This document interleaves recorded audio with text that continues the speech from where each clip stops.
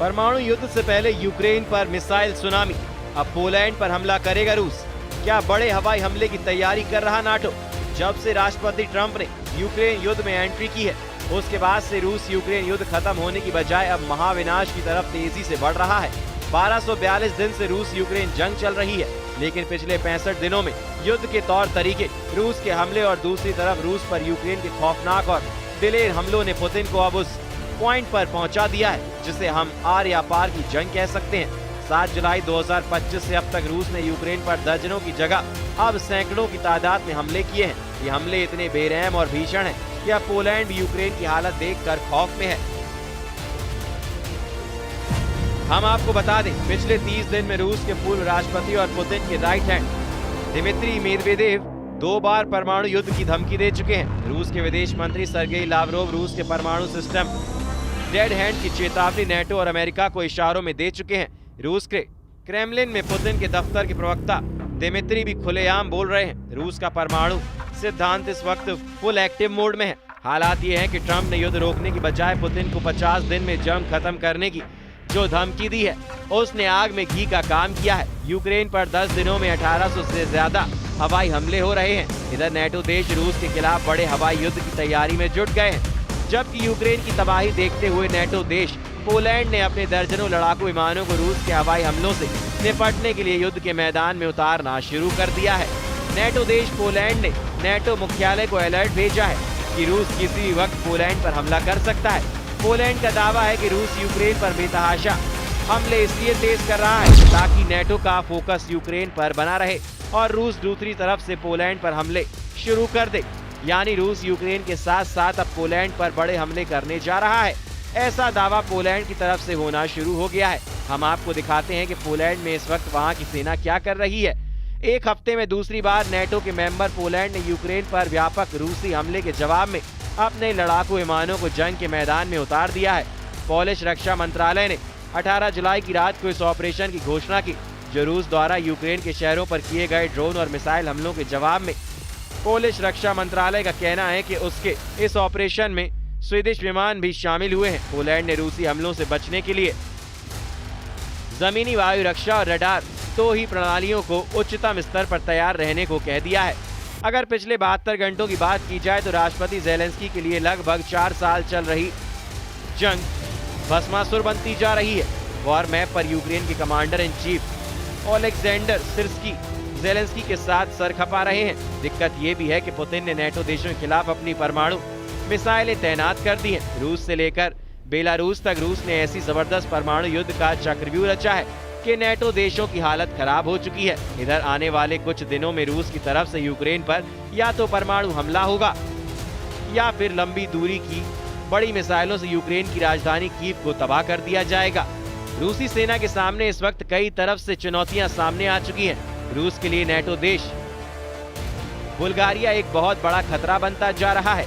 जरा इन तस्वीरों को देखिए। नेटो देश बुल्गारिया में अमेरिका के F-16 जंग करने के लिए उतर रहे हैं। रूस को इस वक्त जरा भी उम्मीद नहीं थी अमेरिका नेटो देश बुल्गारिया को F-16 दे देगा।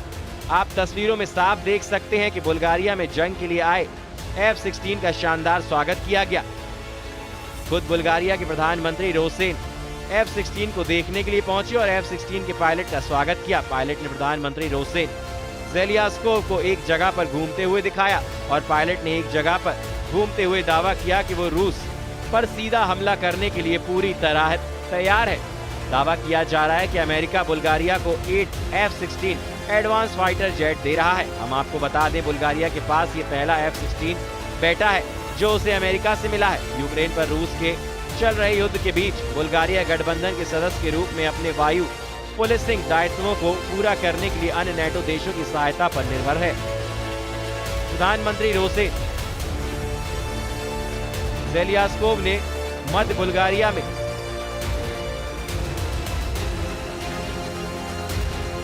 ग्राफ इग्नाटिवो एयरबेस पर पहले F-16 जेट का स्वागत करते हुए कहा कि हम नेटो को आंख दिखाने वाले दुश्मन को धूल में मिला देंगे। बुल्गारिया ने जुलाई 2019 में $1.3 बिलियन में 8 मल्टी रोल F-16 ब्लॉक 70 विमान का सौदा किया था, जिसके तहत उसे F-16 अमेरिका से मिलने लगे हैं। 2004 में नेटो में शामिल हुए बुल्गारिया ने सोवियत निर्मित पुराने मिग-29 जेट विमानों को भी इस्तेमाल करने का फैसला किया है ताकि रूस की एयरफोर्स का मुकाबला किया जा सके। इधर दूसरी तरफ वॉर जोन से आ रही रिपोर्ट के मुताबिक पुतिन ने अमेरिका के राष्ट्रपति ट्रंप को साफ संकेत दिए हैं कि अब यूक्रेन और यूरोप के भविष्य का फैसला जंग से ही होगा।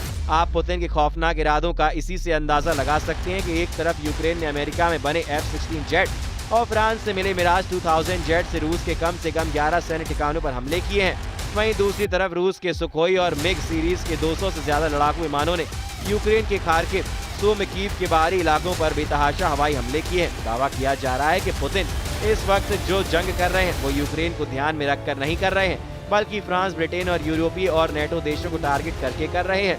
कुछ खबरों में दावा किया गया है कि यूरोपीय यूनियन और नेटो देश चाहते हैं कि अगर रूस के सैन्य ठिकानों को हवाई हमलों से तबाह कर लिया तो फिर रूस को काबू करना आसान हो जाएगा। जबकि पुतिन की रूसी सेना इस वक्त जमीन से लेकर आसमान तक यूक्रेनी सेना के चीथड़े उड़ाने में लगी हुई है। पिछले 24 घंटे में रूस ने यूक्रेनी सेना का सूमी में ऐसा सफाया किया है कि कीव में बैठे राष्ट्रपति ज़ेलेंस्की कांपने लगे हैं। वहीं पूर्वी, पश्चिमी और दक्षिणी यूक्रेन में रूसी सेना ने इस तरह से घेराबंदी कर दी है कि अगर 48 से 72 घंटे के अंदर कई मोर्चों पर यूक्रेनी सेना सरेंडर करना शुरू कर देगी। इस वक्त रूसी वायुसेना की सुखोई और मिग सिराज के लड़ाकू विमानों ने यूक्रेन के साथ साथ नेटो देशों के बॉर्डर पर भी गदर मचाना शुरू कर दिया है। हालात ये हो गए हैं कि नेटो देश रोमानियन ने ऐलान कर दिया है कि वो रूस से सटी अपनी 614 किलोमीटर पर F-16 से हवाई हमले करने जा रहा है। दावा किया गया है कि रूस ने रोमानिया पर हमले का जो गुप्त प्लान तैयार किया है उसकी भनक नेटो देश रोमानियों को अलग चुकी है। इधर फ्रांस, ब्रिटेन और यूरोप के 25 देशों ने हवाई युद्ध में रूस को तबाह करने का जो प्लान बनाया है, जरा उसे भी समझ लीजिए।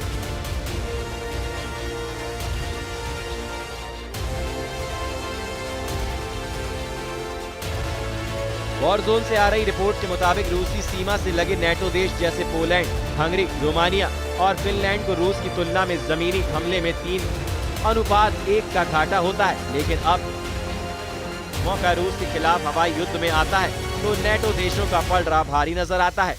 इसलिए जैसे ही रूस ने रोमानिया से सटे बॉर्डर पर यूक्रेनी इलाकों पर हमले किए, नेटो देश रोमानिया ने तुरंत 2 F-16 जेट जंग में उतार दिए।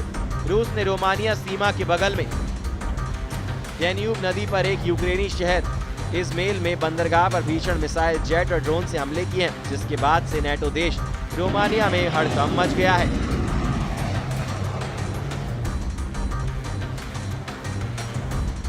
वहीं कुछ रिपोर्ट ने पुष्टि करते हुए दावा किया गया है कि R-37 air to air missile ने F-16 को निशाना बनाया है। विश्लेषकों का कहना है कि रूस की ये सफलता दिखाती है कि यूक्रेन के हवाई इलाकों में पश्चिमी फाइटर जेट रूसी हमलों के सामने टिक नहीं पा रहे हैं। यूक्रेन के रक्षा सूत्रों का कहना है कि इसे या तो रूस के S-300 या S-400 से मार गिराया गया। इस घटना के बाद ये साबित हो गया कि अमेरिकी या पश्चिमी फाइटर जेट को रूस की मिसाइलों से मार गिराना संभव है। यूक्रेन की सेना को नेटो देशों से 20 F-16 फाइटर जेट मिले हैं, जिसमें 3 को रूस के एयर डिफेंस सिस्टम ने मार गिराया है। अब आप ये भी जान लीजिए कि क्यों नेटो देश रूस पर हमला करने के लिए सबसे ज्यादा F-16 फाइटर जेट पर भरोसा कर रहे हैं। इसकी वजह है इस वक्त नेटो देशों के पास अनुमानित 1887 F-16 जेट हैं, जो रूस के साथ हवाई युद्ध में गेम चेंजर साबित हो सकते हैं। एक बात जान लीजिए, आम आदमी, बड़े नेता, अफसर, यहाँ तक कि वॉर एक्सपर्ट्स भी नहीं जानते हैं कि युद्ध में जंग से जुड़े बड़े फैसले क्या होने वाले हैं। लेकिन हर देश में कुछ ऐसे अरबपति व्यापारी होते हैं जो जानते हैं कि आने वाले दिनों में युद्ध कैसा होगा। रूस यूक्रेन जंग में भी कुछ ऐसा ही दिख रहा है। अब ऐसे हालात में अगर रूस नेटो देशों पर हमला करता है या फिर परमाणु हमला करता है तो ऐसे में दुनिया के सर्वनाश को रोकना लगभग नामुमकिन होगा।